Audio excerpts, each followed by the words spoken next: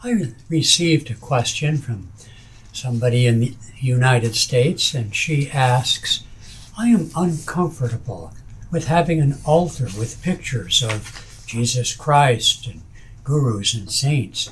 It seems like idolatry to me when I'm meditating to achieve union with God, who has no physical attributes. I just read an autobiography how young Mukunda, Yogananda, and his mother were worshipping, quote unquote, before the picture of Lahiri Mahashai. I had a very long reply in my response, so I'll try to touch on some of the points.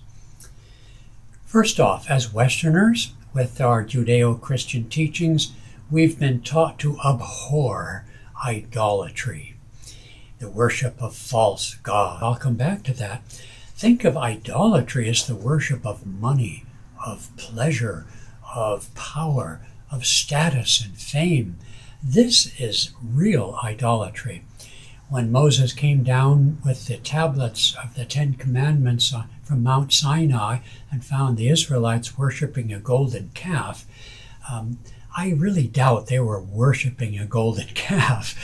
I think what that meant is they had resorted to ego-active affirmations for status. They didn't have money out in the desert, but they were probably getting into all sorts of trouble. I'll just put it that way.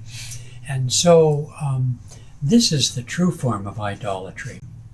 When the creation was made by the one absolute God that you are worshiping, as you put it in your letter, that spirit, God, created this universe from himself, herself, whatever. There wasn't anything there. So all that exists is a manifestation, even if well disguised, a manifestation of that spiritual essence.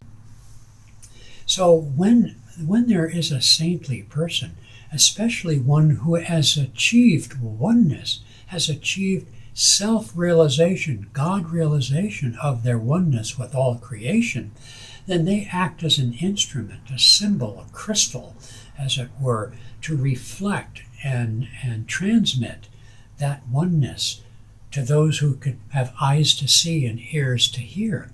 So the worship of a saint or master, especially, as I say, the true gurus, is to worship what they symbolize, to worship what they bring to bear and have manifested